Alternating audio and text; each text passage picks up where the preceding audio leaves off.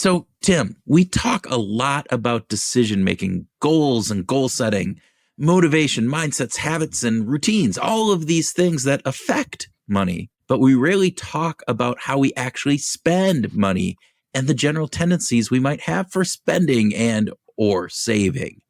And I wanted to ask you, do you consider yourself a tightwad or a spendthrift? Well, before I answer that, I think we should start with a definition.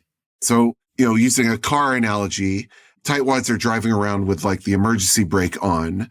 Spendthrifts are driving around with someone who's cut the brake lines. That was Scott Rick, our guest today. His analogy about spendthrifts and tightwads here is very broad, but it certainly gives us a feel for the general tendency a person might have. And hopefully, it gets our listeners thinking. It's going to get you thinking. Are you someone who's got the financial brakes on all the time, or just the opposite? Okay, so Tim, you are avoiding the answer. Oh. Come on. Which way do you lean, spendthrift or tightwad?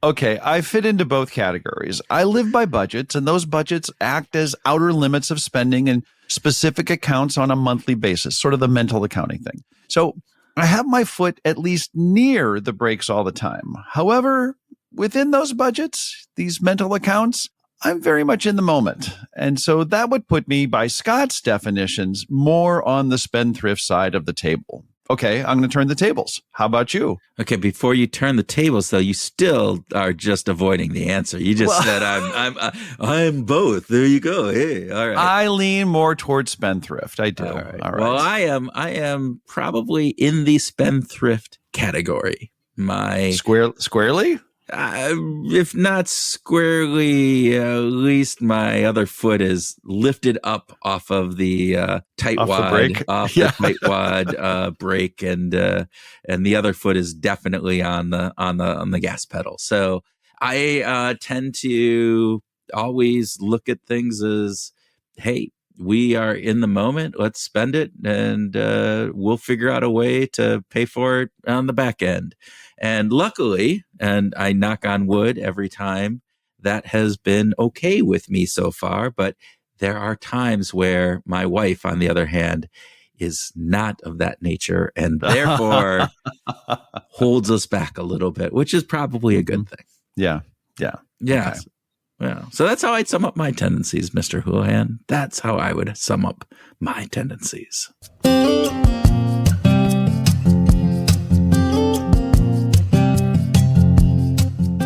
Welcome to Behavioral Grooves, the podcast that explores our human condition. I'm Kurt Nelson.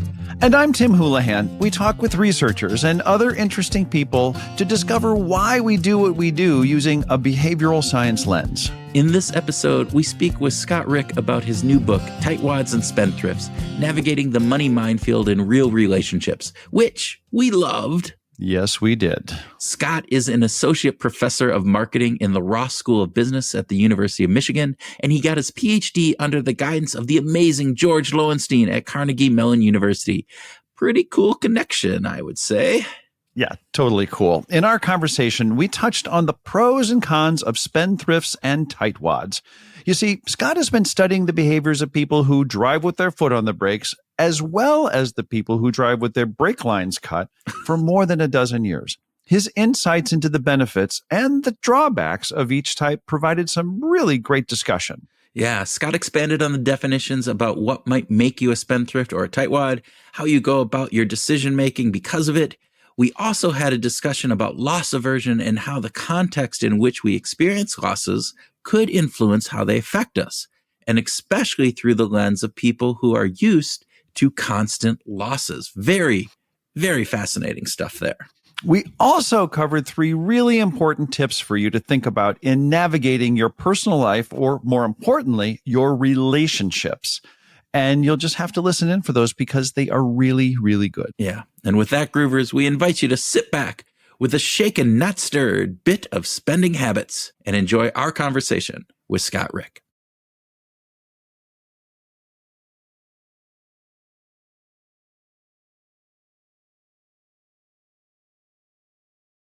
Scott Rick, welcome to Behavioral Grooves. I'm so excited to be here. Thank you so much. It's very kind of you.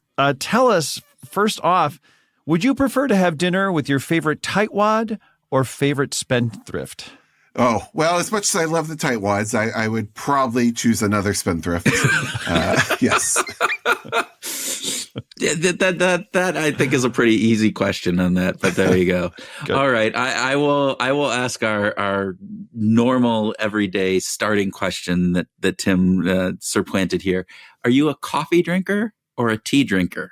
Oh, I'm open, but I'd probably go coffee. Okay. Yes. Are you a ritual coffee drinker? Do you have to do that, or is it just nope? Just give me whatever coffee. I don't need to have a. No. It's more of a social thing. Having coffee with people, but no, it's not a need. Fantastic. Okay, third speed round question. I am gonna just dive right in. Does Pearl Jam's Even Flow pretty much sound the same in every city? No, of course not.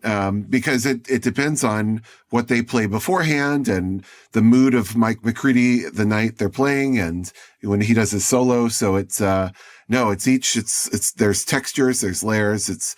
It's always beautiful, but it depends on where it's played. Okay. So Scott, you're going to have to explain to our listeners how you know that Even Flow is different and that the songs are different in each of the cities and there's a little story behind that, right? Well, it's a two-part. Well, one, I've seen them in many cities personally, but also, back in the early 2000s, they came out with a bootleg cut of each different concert, and I was a big collector of those. I mean, and people would be puzzled, like, they pretty much play the same stuff. Why do you need 20 different copies of a particular song like Even Flow? But to me, it was just the spirit, the essence of it just differed city to city. So I needed to hear all the different versions and collect them at great personal expense.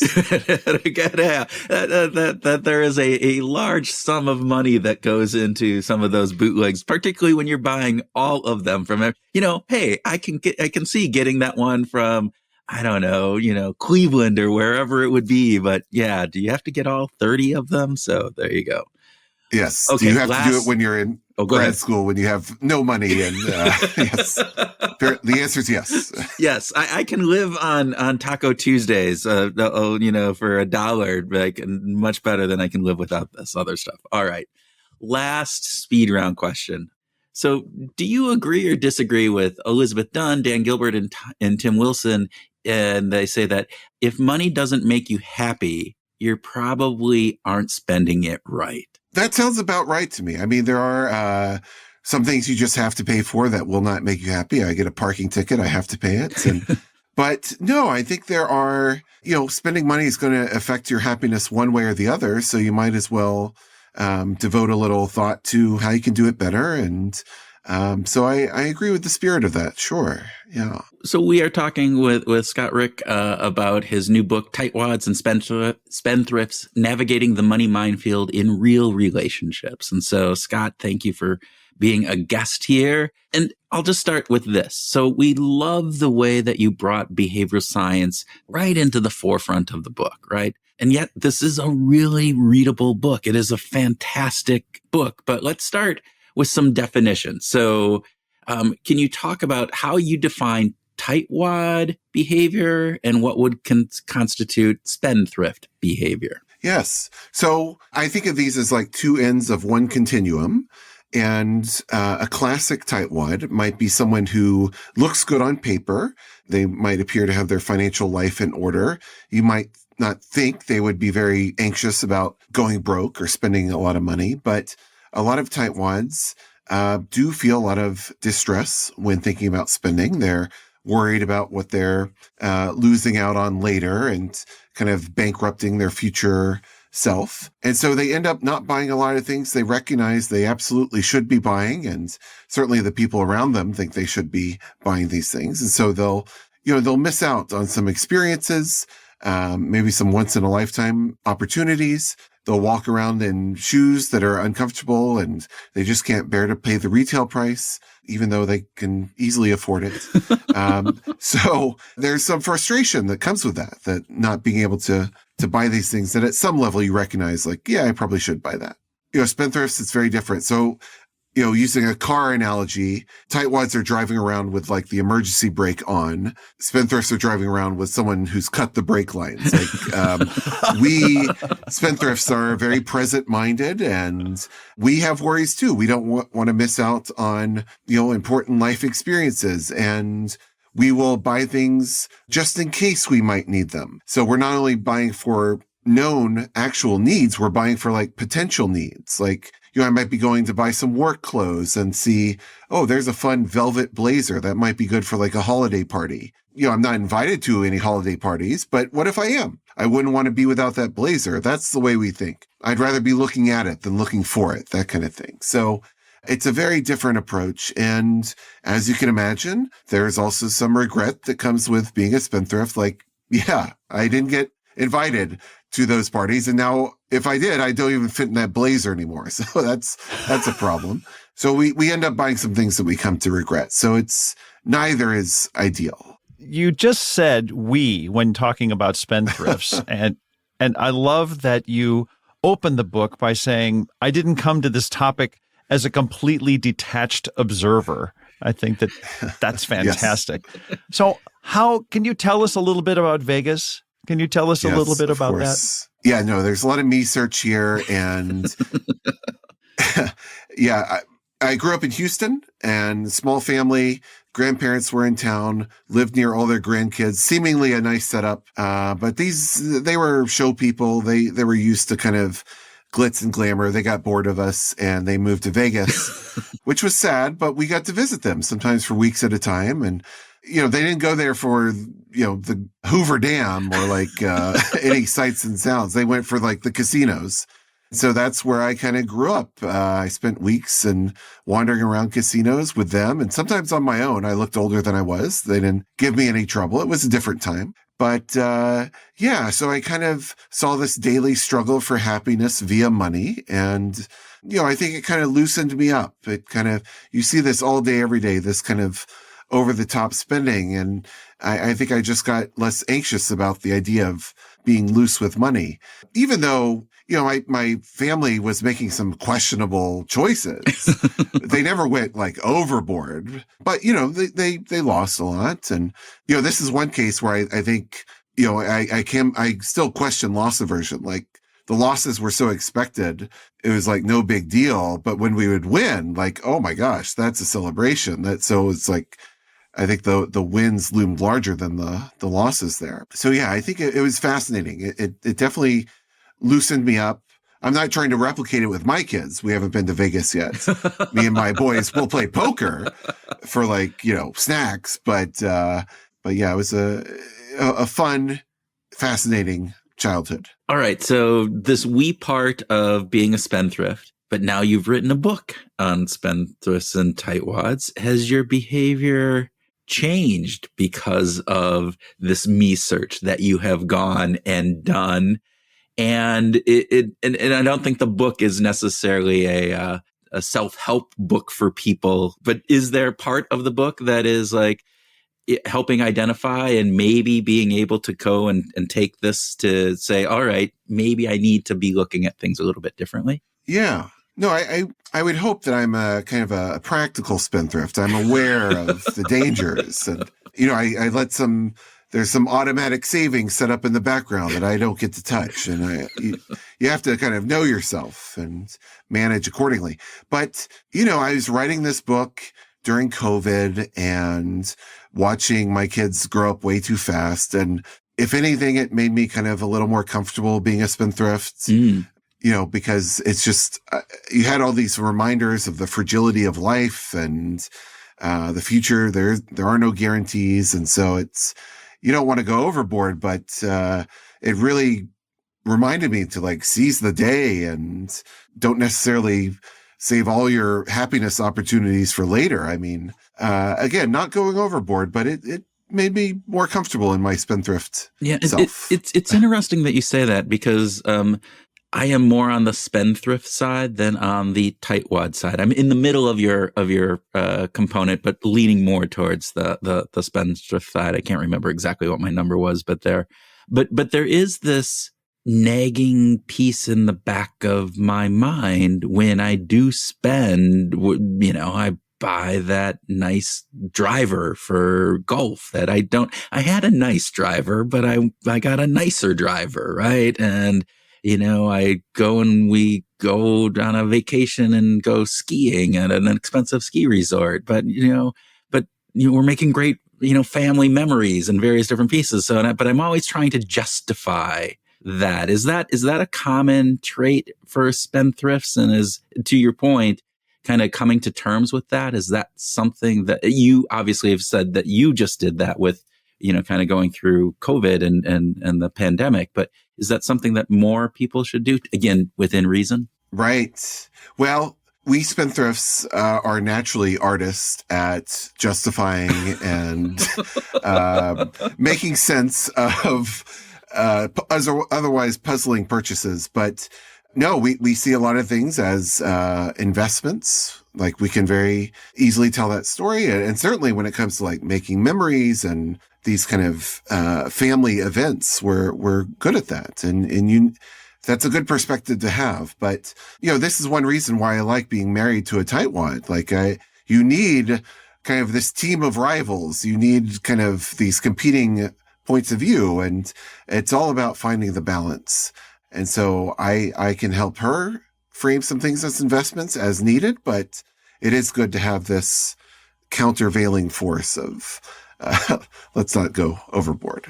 I'm curious as to how aware or unaware we are about our tightwadness or spendthriftness, because you start the book with a quiz as if to say, I want to make sure you know right away where you stand on this. Is our awareness a challenge, do you think? I don't think people are clueless, but I think it's imperfect. There's a lot of, certainly tightwad is a weird word, and not everyone knows what that means. And you hear different words like cheap or frugal or stingy, so it's, there's different ways to kind of spend conservatively, for example. And so I think it helps to kind of understand, like, oh, am I someone who just loves saving, or am I really anxious about going broke? Or, and some people are just truly cheap, which is like, I think the worst one of them all. That's below tightwad, I would say, but from like a moral perspective. But no, I think it's good to kind of understand your kind of particular flavor of spending, and it can help to kind of think about how other people see you. Yeah. Because we don't perfectly know ourselves. And so it always helps to get an outside view. But yeah, I think it's a good time to reflect. And that's why I put it up front. Yeah, to increase the awareness. Yeah. One of the pieces that I kind of, in reading this, that came up is Richard Thaler talks about mental accounting and the different pieces of this. And is there a difference in the way that spendthrifts and tightwads look at mental accounting, those categories of buckets of money that, hey, this is my rent money, this for our listeners, and this is our rent money, this is my fun money, this is my, money to buy new tires and, 6 months down the road, versus money's fungible. And it should be, look, I got money, I can spend it wherever I want is not the accounting part. So is there a difference? Yes, there is. So spendthrifts are less active in the mental accounting space. They don't budget very carefully. And when they do, there is a lot of fungibility, and we're a real case-by-case people. But I do think budgeting can really help both of them. Certainly spendthrifts, there's good research showing that a tight budget, like a weekly budget, can really remind you, like, oh, there are opportunity costs. If I spend now, I'm not spending something else later. But most interestingly, I think tightwads can benefit from budgets too. So their problem is that they have a hard time justifying a purchase in the moment. They can't find the money for it. I can't afford this. But if you can kind of pre-commit, kind of like a spend more later approach, like if you can earmark some money in advance as like loose optional fun money and have a budget for it, I think that can help tightwads, because it's there when you encounter these opportunities. because they can't justify it on the spot. You have to plan in advance to loosen up. I love that, actually. I think that that's a wonderful thing, that our future selves can be, regardless of our disposition, can be influenced by the way we make those pre-commitments. That's beautiful. I'm just curious, Scott, what are the most common misperceptions that we have about spendthrifts or tightwads? Well, I think there's a lot of, morality gets into it. Spendthrifts, it's often looked down upon, people who do a lot of shopping and get themselves into debt. And, sometimes getting into debt is the result of kind of overspending and overshopping. And that's true. But a lot of people who are in debt are in debt because of insufficient income or kind of shocks like medical expenses or just things out of their control. So, I think people are often labeled spendthrifts just for things out of their control. So there's that. And then, tightwads, it's tricky how to look at a tightwad. I have a part in my book about, like, in defense of tightwads, like, they are being very nice to their future selves and their family as they grow up. Like, there is something very kind about that, even if in the moment you might be kind of depriving yourself and your family of a lot of joyful experiences. So even I struggle with how to balance those things and how to look at it. But and another, misperception about tightwads is, like, again, this confusion. Are they frugal? Are they cheap? There are so many different flavors of conservative spending. So I think it's useful to kind of define these terms and really kind of understand this unique psychology. The subtitle of your book is Navigating the Money Minefield in Real Relationships. And you brought up the fact that you are glad that you're married to a tightwad and that works so help us understand the complexities of the relationship aspect of this. And you're saying you're thankful that you're married to a tightwad, but I could see that where that could also cause a lot of conflict in certain situations. So how do you navigate that, as you say, Yes. Navigate the money minefield here? Exactly.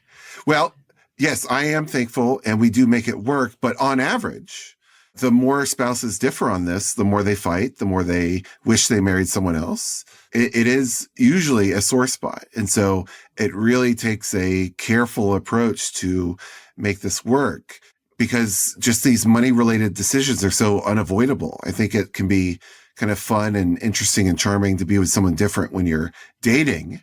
The tightwad could be quite amused and fascinated by this person who just approaches things so differently and recklessly from their point of view. But once the stakes are raised in a marriage, my goodness, what was once charming can be really irritating. There's all kinds of fatal attractions out there where you might be drawn to someone for some reason, but that is the very thing that ultimately drives you nuts about them. Maybe you go with someone because you're fascinated by the work they do and you just want to be in their presence and it's so exciting, but you realize, oh, they can only do this by being a total workaholic and it's like miserable to live with them. And they don't take care of the kids, and these patterns happen. But it's unavoidable. There's all these financial choices, but even choices about other things that aren't on the surface about money are often themselves financial choices. Like, what kind of sports should the kids play? Well, these sports cost different amounts of money and require travel, and how many vacations should we take? There's ultimately a big financial component. So it's just in your face relentlessly. And then relatives get sick and you got to take care of them. And so it is so easy to have these frictions come to the surface. And so, that's why you have to think about, what do we discuss? How do we arrange our bank accounts? What are some practices that kind of help us discuss the things we need to discuss and maybe not discuss certain things too? You mentioned in the book, so you have the chapter on more than that, but you talk in the book and you talk about that in as you're dating, not necessarily marrying for money, right? But this idea to do some forecasting about the financial aspects of money. Can you tell us what you mean by forecasting? Yes. Yeah. Well, I think it's, just kind of tuning into your own feelings as you're kind of dating this person and getting to know them. Is there something already that irritates you about how they use money? If so, it's not necessarily a deal breaker, but I would just say be aware that this is not going to get better. It is only going to get worse as the stakes are raised, once kids start entering the picture. So, if you can barely stand the way they handle money early on, not going to get better. It's not just going to, I'm automatically going to go, oh, well, I'll just get accustomed to them. Exactly. And it is, and money is right up there with in-laws as like the thing that kind of drives spouses apart. And so just be aware you're taking a gamble. Some gambles are worth taking, but it's not going to get better. Vegas comes back again. Here we go. Yes. Taking a gamble. Yes. So this is not a self-help podcast by any means. We are a behavioral science podcast. But just to continue to follow this relationship story, what's the deal with joint accounts? Yes. Good idea? Bad idea? Yeah, mostly good. Yeah, there had been some research showing that couples who have joint accounts are happier. And it was kind of correlational and interesting. But, there was always this question. Do happy people choose joint accounts, or does joint accounts make you happy? Who knows? So we wanted to try to do the experiment. We found a couple hundred newlywed couples who had separate accounts, but they were kind of undecided about what to do long term. And so we paid them to keep it separate, or to merge their money into a joint account, or just do whatever you want. And we followed them for 2 years, periodically checking in. Are you still talking? Do you still like each other? Do you regret the marriage? And what we found was that the couples who we prompted to merge their money were happiest at the end of 2 years. They kind of maintained their newlywed level of happiness. Wow. Whereas the couples in the other conditions get the normal decline. Normally, I'm sad to say, wedding day is the happiest, and then, but so we think the joint account was doing several things. One is it helps to reduce scorekeeping. Scorekeeping is very bad for a relationship, and when you have separate accounts, you can really get into, well, I'm going to contribute 60% of our household funds, and it's no good. That's what businesses are for. Businesses are for scorekeeping. You want to say, honey, could you do the dishes tonight? Because I'm really tired. You don't want to say, can you do the dishes tonight? Because I did them last night. That's what you don't want to slide into. And so you want to keep things communal, and joint accounts help to do that. You want to hide income differences if at all possible. So you just want to make everything our money. Everything gets dumped into a joint account, because that can be really irritating for couples. And it prompted some conversations, helped people to get on the same page, align their financial goals a little bit. So those are all good things. Now, I don't think only joint accounts are good, but I do think it plays a critical role in kind of making everything our money. We both have immediate, symmetric access to all incoming money. It's ours as soon as it comes in. That's, I think, really important. It's fascinating. I read that part in the book, and call me ignorant or whatever, but I'm like going, couples actually do like different accounts. I knew that, but this part of like then rationing out, well, I am going to pay 70% of the mortgage and you pay 30%, and then, but you pay the garbage and water bill and I'll pay this. And it's like, how does that even work? How do you, so again, I've always had a joint account with my spouse, and 25 years later, we're still happily, maybe not wedding day, but pretty close to there. So, it was fascinating to me on that. I'm going to switch up here. I just want to talk a little bit, because you bring up another really interesting piece, one of Tim and my favorite commitment devices, the Odysseus contract, right? Can you tell us a little bit about that and why you put it in the book, and why do you think it's successful?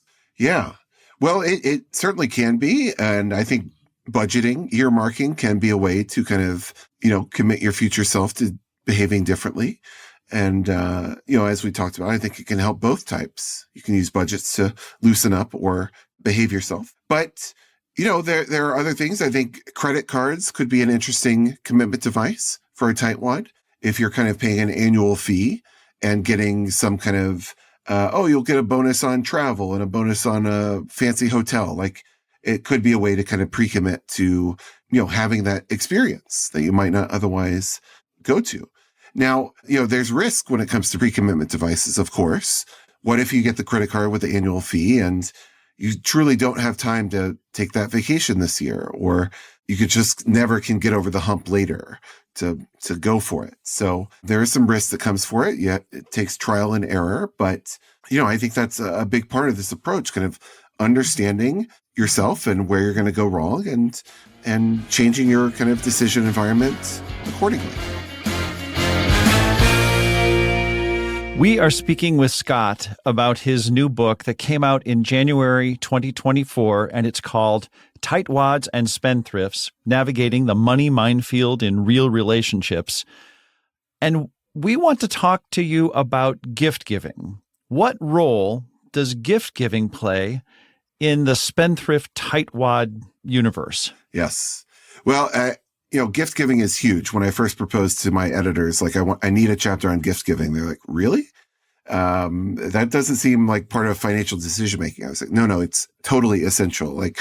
Because, and maybe you can relate to this a little bit. Once you kind of get into a stable situation in your relationship, there's a lot of administrative discussions that come up. Who's going to call the refrigerator repair person? I'm now reminding myself I have to do that today. But who's going to pick the kids up from soccer practice and things like this? And you might not take the chance like you might have when you were younger to kind of tell your partner what you appreciate about them or why you love them, or really kind of let them know that they're seen and appreciated. So if we're not having those conversations as much as we should, we're going to have to let the gifts that we give them do the talking and let them know that you're seen and appreciated. So it's a really important thing. That's why I don't like the advice of just ask them what they want. It's like, okay, I get it. You're trying to avoid disaster, but it's just not an opportunity to let them know that they're seen. So that's essentially, you have to get to know them. You have to explore their inner psychological world to truly get a good gift for them. And, the tightwad spendthrift part really comes in when you think about a gift is not just experienced in isolation. It's experienced knowing who it came from. And so the same gift can be experienced very differently if it's coming from a tightwad or a spendthrift. So let's say I'm a spendthrift and I want to get my wife something nice. Let's say I get her a new iPad. That's expensive. It's nice. Nothing wrong with it, but is it a sacrifice? A good gift requires sacrifice. This was hard for me to find or obtain. And there's nothing hard for a spendthrift buying an iPad. Maybe she just saw me buy a new iPhone for myself. I do this stuff all the time on a whim. There's nothing special about it. This is just what I do. So if I want to show sacrifice as a spendthrift, it's probably not going to be through money. It's going to be through time or effort or research, or let me call some bookstores to find a special edition of this book that you really like. Or, let me find something on eBay that's kind of obscure. It's not necessarily expensive, but it really fits your interest or your passions. Or, let me plan something, some getaway. So it's going to have to be time and effort. That's my sacrifice. Now, the tightwad giving a gift, it still needs to be thoughtful, of course. But for them, spending a lot of money is a sacrifice. I know that wasn't easy for you. You've kind of put yourself in harm's way. When my wife gets me something expensive that she doesn't normally buy, I know, oh my gosh, this is not what you do. Thank you. My goodness.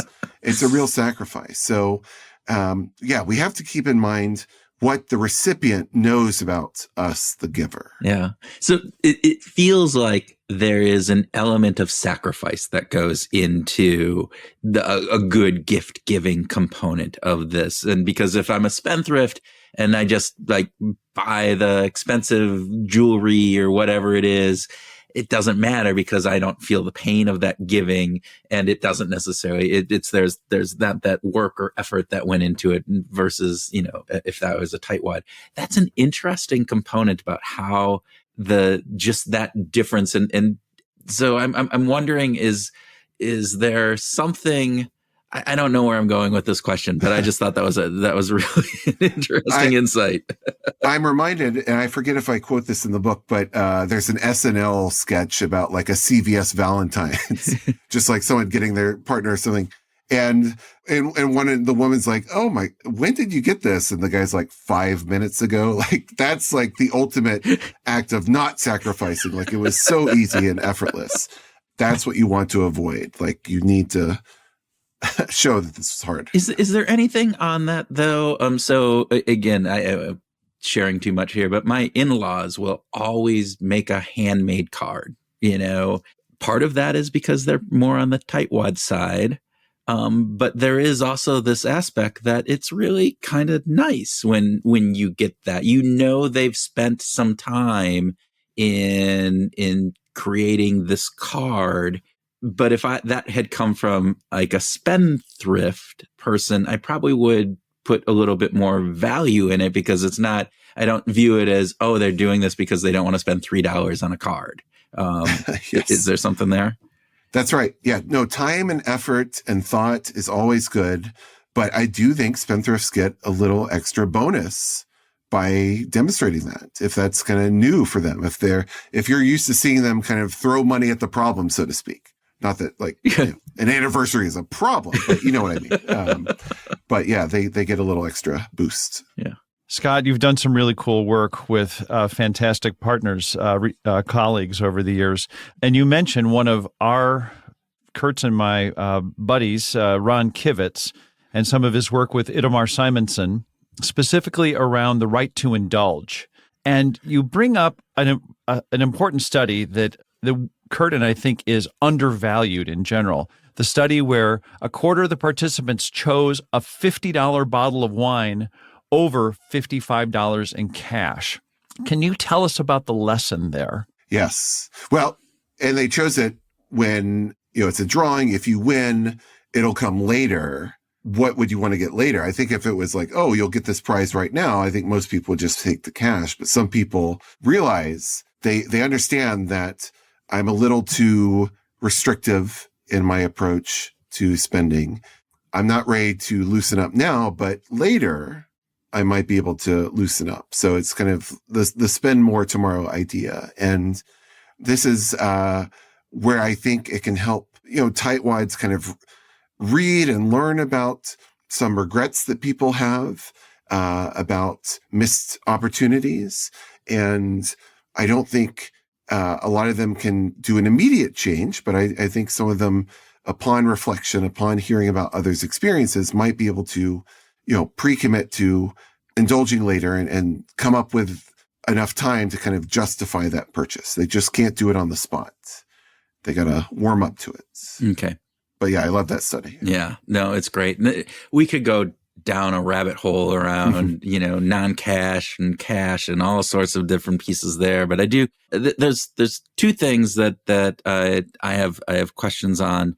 One is going back at the beginning, you mentioned loss aversion, and you're kind of hesitant about loss aversion because of your history with the Vegas and the pleasure that they got from winning. Have you actually thought about that? Have you done any research on that? I know it's not part of the book, but I just wanted to kind of to dig into that. Is there anything there? No, it's on the list. And I'm certainly aware about all the recent debates about this. And I certainly do lean on more on the side of, this does just come up in so many contexts. Yeah. And I'm certainly on the loss aversion is real team, but like the kind of Eric Johnson and colleagues recent paper on like, oh, well, there's some context dependencies, and I'm totally there. But yeah, I think that this is just one of those settings where losses are just so routine and expected that the winning was just so much more novel and just kind of seemingly worthy of celebration that it definitely loomed larger. A $20 gain just was so much more important and impactful than a $20 loss. It's so not even close. It's so fascinating. Like you talk about this idea, and it makes implicit sense, right? When we think about this, that the expectation is that I'm going to lose. And so I have almost a mental accounting for that already. And the win is the surprise, which then the dopamine release and all the other, neurotransmitter pieces that you do. And I know you've done some really cool research with, the pain of spending in actually neuroimaging and some other facets around that. So that could be a cool piece. And again, we could go on very many different tangents on this, so I apologize. But no, this is I would love to do some research with kind of like routine gamblers and kind of how they experience losses versus symmetrical gains. You kind of wonder too, is that a personality component within that? I mean, is there some personality factor that goes into again with going down at this? So, all right, apologize for that. So if you had to point out 3 kind of really important things that you learned from writing this book that you want to make sure our listeners understand, what would those 3 things be? Yeah. So I would start with, take a look at your account structures. Are they making the dynamic better or worse? I advocate for at least couples that are on solid ground, a combination of joint and separate accounts, joint to absorb incoming money, but separate on the back end. So we each get to spend some of our money without the other person looking over our shoulder, because I might have interests that you don't have or you don't understand. And you might be shocked at what I spend on old concert posters or an autographed Ryan Sandberg card. Like, this might not make any sense to you. But I'm not bankrupting the house, and we, just give each other some leeway. My wife is a needle pointer. I have sometimes seen invoices that surprise me. But again, she's not endangering us, and she loves it, and she's even starting a business on it. So you have to have some trust. And so that's why I say financial translucency is preferred to financial transparency. So we just have a sense of what the other person is doing at a high level. We don't need the details. So that's one thing. I would say, again, think about the gifts, doing it in a way that demonstrates sacrifice and understanding of the other person. Are you exploring their inner psychology? You got to set aside some date nights and see what their interests and passions and curiosities are. You might need an update on that. I would say once kids are involved, there are things we'll put up with when it's just the two of us. You might have some quirks that I'm like, I roll my eyes like, that's just Kurt. But once Kurt is like influencing children, then we need to talk about it. And so, one thing that I realized in doing this research on parents and kids is that, kids get a lot of mixed messages. I will tell my kids to, okay, screens are done. Now, hold on. Daddy has to check if his tweet got any likes. Like they'll see me do something very different than I recommend to them. And they get that around money too. And they're much more likely to pick up on what we do than kind of verbal advice. And so, I cannot completely turn off being a spendthrift in front of them. But I can reel it in, or I can at least talk them through like, okay, if we go to the Detroit Tigers game this weekend, maybe we don't do, there's some fun stuff that we're going to be sacrificing later, but maybe it makes sense. Your favorite player's in town. Sometimes you do have to make these hard choices. And so I just don't want it to seem like totally effortless and pain-free when I'm doing all this spending in front of them. I want us all to be aware of what we're sacrificing. So it's made me more mindful what I demonstrate in front of them. Yeah. Yeah. I needed to have this conversation 18 years ago before my first child was born. Yes. Because it's like, well, of course we can go out for dinner because we go out and we'll spend it, and we can go, of course you can go on a fancy vacation, and of course you can do all this stuff, and nothing ever gets like taken back. So yeah, thank you. I think it's really great advice. So thank you. There are a ton of really lovely musical references in the book. And would it be fair to say that you're a music lover? Of course. It's evolved. But, I used to be I still am a big like Pearl Jam, U2 kind of guy. But yeah, nowadays I listen to what you might call a lot of like sad girl music, like Mitski and Lana Del Rey and Marina and, kind of poppy and fun. And yeah, I've heard it described as music for people who are afraid to drive on the freeway. And, but no, I love the mix. And, my kids are getting me into some, new stuff also. And Yeah, no, I love it. It's interesting how kids can expand our musical listening habits in various different pieces. Oh, totally. Yeah. Did you have a playlist while you were writing the book? Did you listen to music as you wrote, or is that something that, as some of our guests, like, nope, I can't have music. I can't have anything going on. Oh, of course. No, of course I listen to music. Yeah, a lot of Mitski, a lot of show tunes. I love a good soundtrack. Yeah. Little Oklahoma, or sometimes even like a Twin Peaks soundtrack, or very eclectic mix, I would say. Well, that makes me want to ask, if you were stuck on a desert island for a year and you could only bring 2 musical artist catalogs with you, which 2 artists would you bring with you? Oh my God. Yeah, that is tough. Well, certainly. I think that's pretty tough for you. You have a diverse listening. Oh my gosh. Yes. I mean, certainly Pearl Jam. You can never go wrong there. And you have all of the bootlegs, so there you go. You know, I'm well stocked already. But yeah, then the other one, I would have to flip some coins there. But I do love Mitski. Yeah, she's great. Fantastic. Yes. Scott, it has been an absolute pleasure to have you on the show. So appreciate your work. It's one of those pieces where, again, having the science behind this, I think is great. We have an intuitive component around this, but the science there, and I think it's just a really valuable, and it's a great book. It's a great read. So all our listeners, please go out and check out the book. And thank you for being a guest. Thank you both so much. This is a big thrill for me. I'm a big fan of both of yours, and this is great.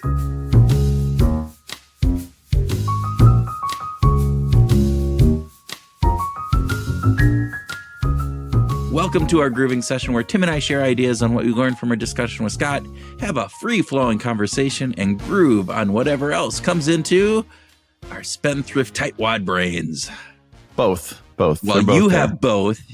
I do. Cheating kind of guy who doesn't take a stance. You Mr. Middleman, Mr. I am Switzerland and don't want to have any kind of like spendthrift or tightwad get mad at me because I'm one or the other. Where did Switzerland get this idea that just because they're neutral, they don't take a stand? They take a big stand on things in some ways, because they're saying we're not going to engage in this stuff. Yeah. So that's a big stance. By not making a decision, you're making a decision after all. Is that how that exactly goes? Yeah. What was that lyric of? What was that? Tom Sawyer, or was that? I forget. I think it was. Yeah. Oh my gosh. We digress. Okay. We digress, Mr. Middleman, non-spendthrift or tightwad brain person. You both living in both worlds. I see both sides. I live both sides. I'm just not a one-sided guy. That's what it is. Well, let's talk about that. You'd be Flat Stanley then if you were just a one-sided guy. Well, even he is too. There you go. All right. Sorry, listeners. We digress. So, what do you think? What do you think? Groovers need to read this book. This is a really, really good book. It's what I love about this book is that it's not the intuitive, this is how to improve your decision making so that your relationship can be better, or this is how to improve your mindset, so that it's like, just this is how to deal with your tendencies to be a spendthrift or a tightwad and to make it work in your relationship. Yeah, it's funny. I left this book out on the dining room table, which we have done multitudes of interviews and stuff there way back in the pre-COVID days when we used to get together and do these things. Yeah.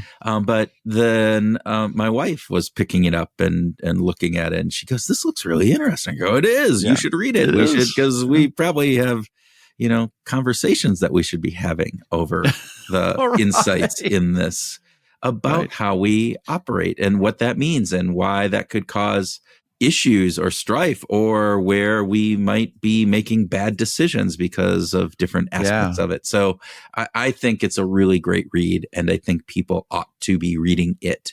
So, or how you could improve your gift giving to your partner. Mm-hmm.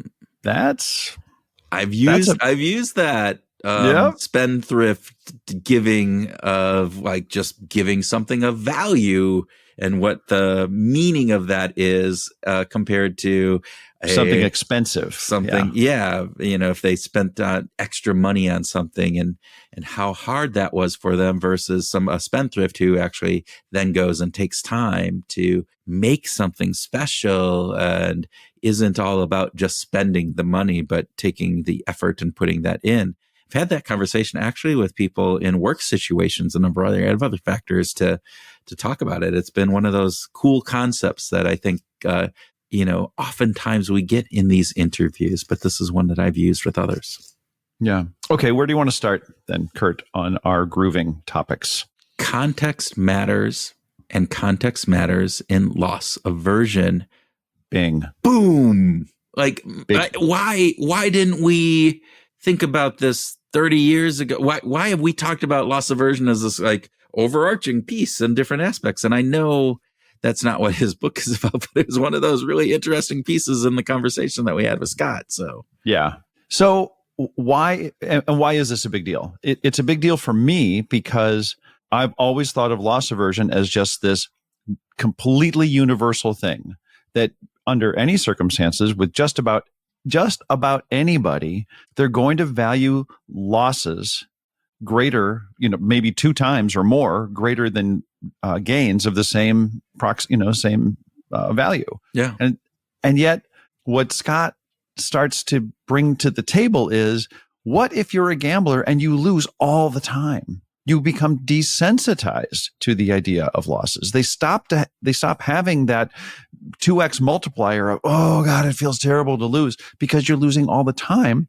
And you know that those gains are so rare that when you do have that gain, it is amplified and magnified. Yeah. You're conditioned. You're conditioned to feel different. Your world view has changed, and thus your emotional response has changed. And so what was it? Did you read Eric Johnson's paper on that? Did you? Yes. I have not. So what helped me understand, and by our listeners as well? Yeah. I think what Eric's paper really said was, we just need to back off of the idea that loss aversion is a universal experience, and that everyone is going to have that experience, that losses are 2 to 3 times worse than gains are good. And just by the way, the press that came out around it was like, loss aversion is dead. There is no more loss aversion. It's like, no, loss aversion still exists. Yeah. It still exists plenty. But this is the important thing. Context matters, right? And so context as what we talked with Scott about, this idea that, hey, there are certain people, because of the very nature of their passions or their work or whatever it would be, have become conditioned, desensitized, as you said, to the losses. And that becomes part of the regular ongoing day. And if they felt that angst every time, it would be debilitating. And so they have conditioned themselves not to feel that. And I think what you're also saying is that there might be other contextual pieces, whether it be personalities, right? There are certain people who are more risk averse. We know that. We know people who are more risk averse, and they might feel that pain even more so versus people who are risk taking, and they may not feel the same angst. And so we have to understand that all of this needs to be put into a better prism to look through, to say, hey, that isn't just one bright light that's shining up. There's multiple different colors that come through, and we need to understand how those colors interact and what they mean. So, yes. And I just want to add a proviso that if you're a groover who's listening right now and you're like, losses just don't bother me that much. I think about $1 as $1, whether I'm gaining it or losing it. Be aware of your blind spots, because loss aversion is real. Context does matter. And maybe you're one of those people that has been conditioned and desensitized to the idea, but it's unlikely. That's a relatively small percentage of the population, probably. And we're extrapolating here because that's what we do. Then we get ourselves into trouble. We put our foot in our mouths all the time because we extrapolate. As science communicators, that's a bad thing to do, but we do it nonetheless. So one more piece on that.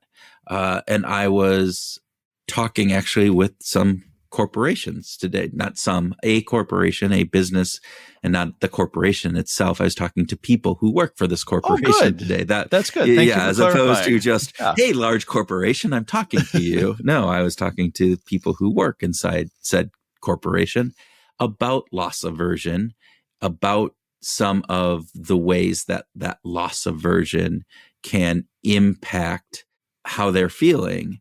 And one of the pieces that we brought up, you're talking about $1 is $1 is $1. And one of the things that we were focusing in on is it doesn't always have to be monetary. You can lose other things. You can lose sense of prestige. You can lose a feeling of status. You can lose a number of other factors, and those parlay into a feeling of loss aversion with that enhanced feeling of angst around that loss, as opposed to the similar pleasure of the gain. And again, we may be desensitized, as you said, to the loss of the dollar if we're constantly gambling, and that's part of it. But that doesn't mean that we are desensitized to the loss of, hey, my status of being somebody who is well respected by my peers. That could still sting, and it could sting in a very more painful way than actually gaining of that. Or the loss of, before COVID, I had a desk by the window. I was in the office 5 days a week. I had a cool desk by the window. Then COVID happens.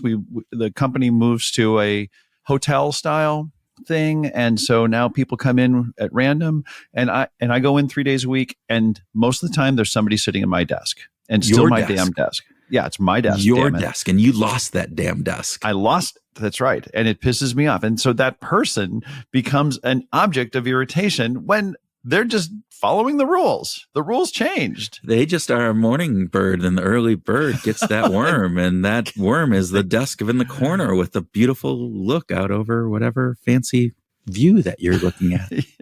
Okay, let's get talk up earlier, damn it, Tim. Get up earlier and get there. That if I just got up earlier, I'd be more successful. Okay. Let's talk about the three things that I think were really super cool about the conversation, because Scott's just work is three on things. What are you talking about? Well, there were just these three things that were really central to making relationships work. And I thought that the first one, when he was talking about accounts, monetary accounts, like bank accounts, joint versus individual. And he talked about translucency versus transparency. And this idea of thinking at the end of the month, if you're being responsible to the budgets that you have, don't dive into the specific things of what someone spends on. Let them, let your partner and yourself spend on whatever the hell you want, as long as you're living responsibly. And so don't get all mad over that $4.79 latte that you could have made the coffee at home here, damn it. Well, coffee for you, not regardless, but I wouldn't even drink that coffee. There you go. So. That damn $4.79 coffee that would be a waste on me. Yeah. But to that degree, right? It's you know what? If we're within the budget, we're spending responsibly, you're doing all those things.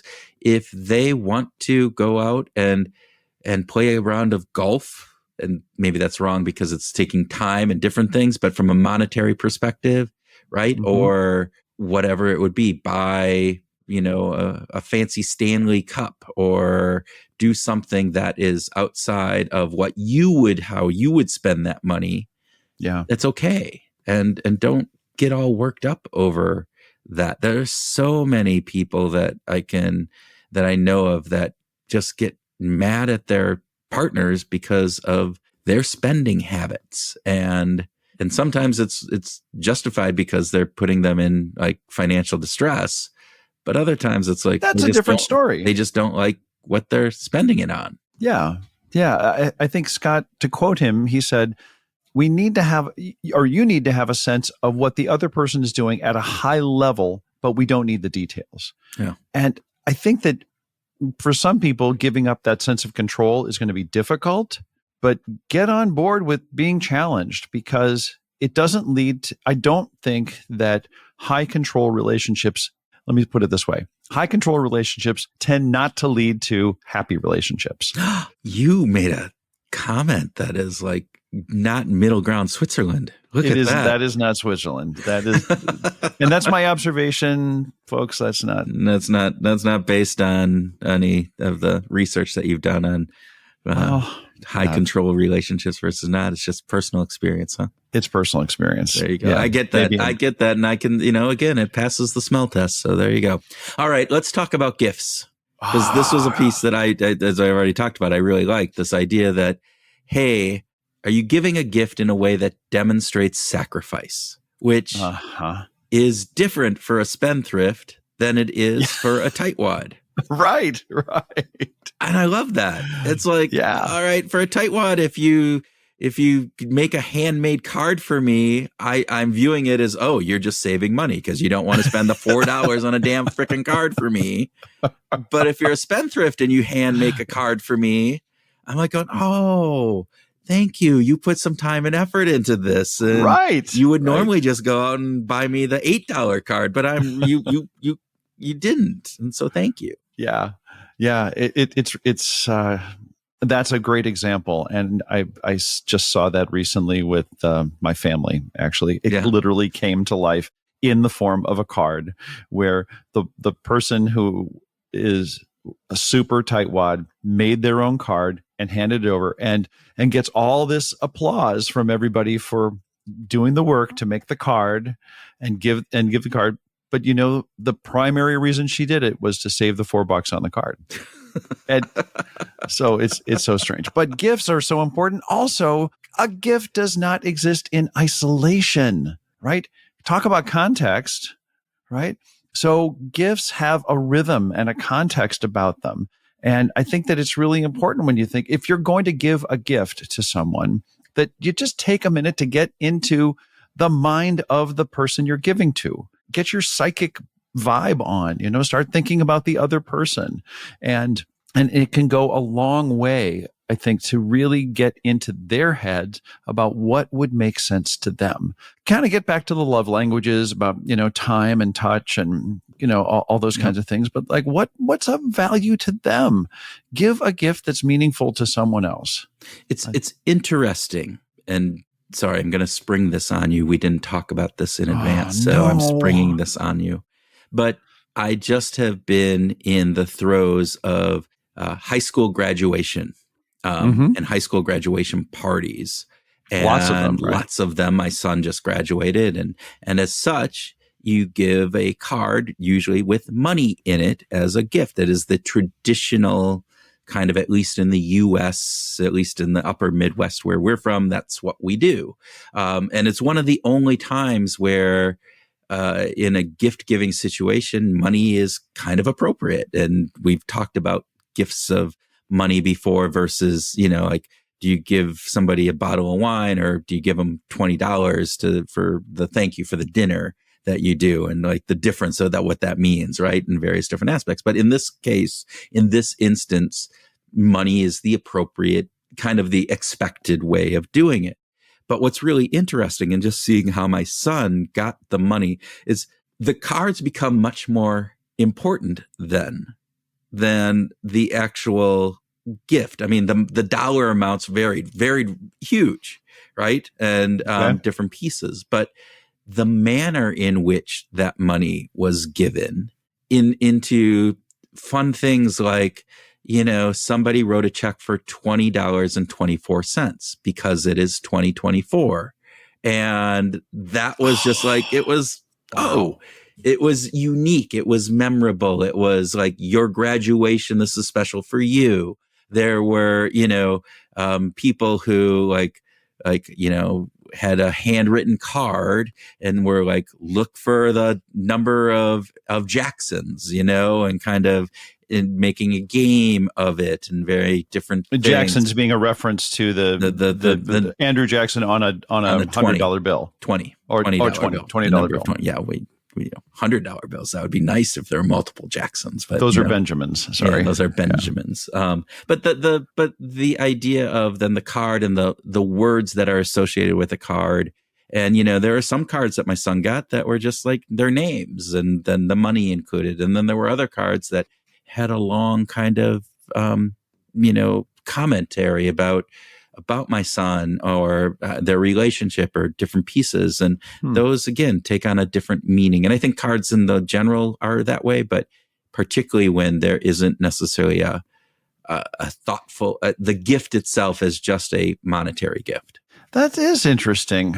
Yeah, we have talked about, monetary gifts in the past, and you and I are not fans of them in general, but when there's a social norm that is the way to do it, you can really create a lot of loss aversion by not giving the monetary gift, by going outside the social norm. Yeah. Okay. Last thing I want to say on the tips is, as opposed to the adult relationships, the relationship with kids. And really, there's not a lot to say about this, but I was really glad that Scott pointed out the fact that what we do as parents and just adults in kids' relationships, in relationship to kids, aunts, uncles, all that kind of thing, makes a difference. Like, we will be role models whether we like it or not. Yeah, and the fact that our kids are watching us and learning from us, from our own behaviors, which in my case, I wasn't raised as a spendthrift. A spendthrift, yeah. I mean, my parents grew up in the Depression. And I remember my mom we'd go out to a restaurant, and I don't know if you remember, in restaurants in the olden days used to have, sometimes we'd have a little basket in the middle with saltine crackers and breadsticks that were all wrapped in, things. And like at the end of the meal, if we had leftovers, and she would take those and put them in her purse because, well, we paid for them, right? And they are part of this. And I was embarrassed as hell at that, was being a teenager and right. and doing that. But that was the way my mom was raised literally during the Depression in the 1930s, and grew up like not knowing, like, are they going to have enough food for their next thing? So they were very much tightwads in just the way that they were raised. And I was raised somewhere in between, actually ended up, being the youngest of five. I probably am more on the spendthrift side than any of my other siblings, because by the time I got around, everything, they had relaxed a little bit. But I look at my kids and I'm like going, oh my God, they're even worse than me on spending. It's like, what kind of monsters have I created? So we'll see. Is there anything else that you want to touch on here, Kurt? So the only piece, and I don't think we have to spend a lot of time on this, but I thought it was interesting because, we didn't talk about organizational implications, like trying to negotiate a raise with spendthrifts versus negotiating a raise with a tightwad boss, right? Yeah. And we didn't, because Scott's research doesn't cover it, but we're going to extrapolate and get ourselves into trouble. We're going to extrapolate because, although that's how we get into trouble, by extrapolating out this insights from one group and putting it onto another, right? That's bad science. But we're going to do it anyway, right? Because here we go. All right. So do you think, Tim, and maybe we don't have answers for this, but do you think that the same types of behaviors and attitudes can be applied in a business setting? Like, are there organizations that tend to be more spendthrifty and more tightwaddy? Is those even words? Absolutely. Corporate cultures, here's my observation, and I think that there's some literature about the differences in corporations, but I think we could look at tightwad and spendthrift at an organizational level, like from the CEO down. There would be a general vibe with probably some variation. We could look at departments or business units as having different spendthrift or tightwad vibes and tendencies, even with some variation.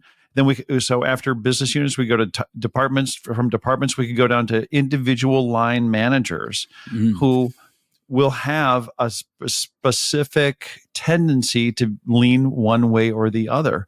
And who you report to is going to make a difference. Do you think that within an organization that a spendthrift is going to be more constrained because of the way budgets operate and the need to justify or allocate budgets into certain things so that they're not necessarily going to just have free reign? Or is that even dependent upon the organization to a certain degree? I would expect that it not only varies by organization, but where the organization is in their life cycle. Because the company that is, for instance, companies that are just startups and have a lot of VC money, they need to be spending aggressively on certain things, and they need to be tightwads on certain things. And so if your company just got an infusion of $1 million from some private equity, you need to be really focused on spending the money on the things that the PE firm believes you need to be spending on, and you need to be controlling costs on the things that you need to control costs on, compared to another company that's going to be totally different than that, or another manager within a department that's going to feel differently. It's interesting, as you talked about, like the life cycle of the organization, right? And I think there are, again, you can think of just a startup and various different things, and you might be stretched for cash, and so you are being very tightwaddy in a certain manner. Your desks are the door frame that's on two kind of horses, straw right? horses, those horses. pieces, right?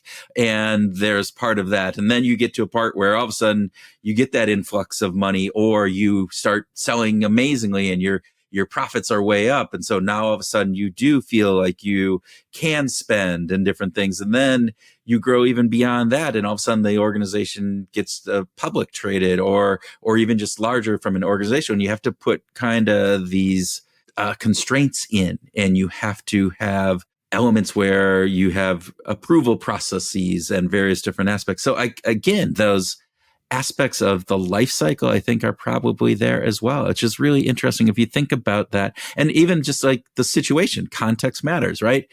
Did you just, you've gone through a recent acquisition.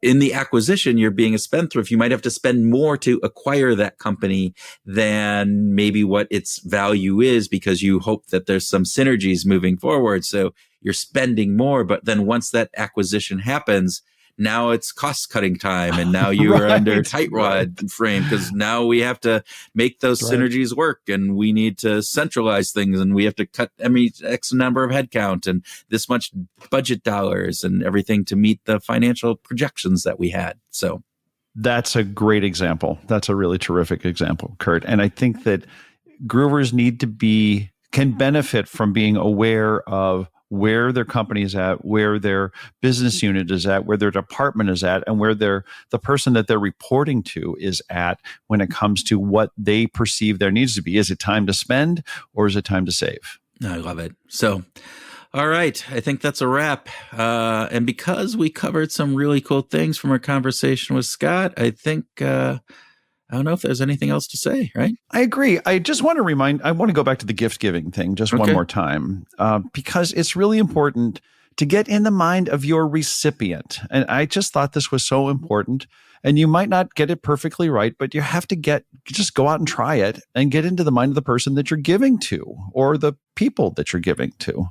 Okay, good point. And for those groovers who would like to make a gift to Behavioral Grooves, how can they get their minds around you and me, Tim? I love how you picked up. I think how you picked up on that segue is just fantastic. Isn't Kurt. Isn't it amazing how it's just like I was thinking about this. Let's give them an example. Like if they were thinking about giving a gift to Behavioral Grooves, how would they go about doing that? Okay, well, I think that there's several ways that they could give to Behavioral Grooves to get into our minds. Yeah. Right, into the minds of Kurt and Tim that do this without any compensation.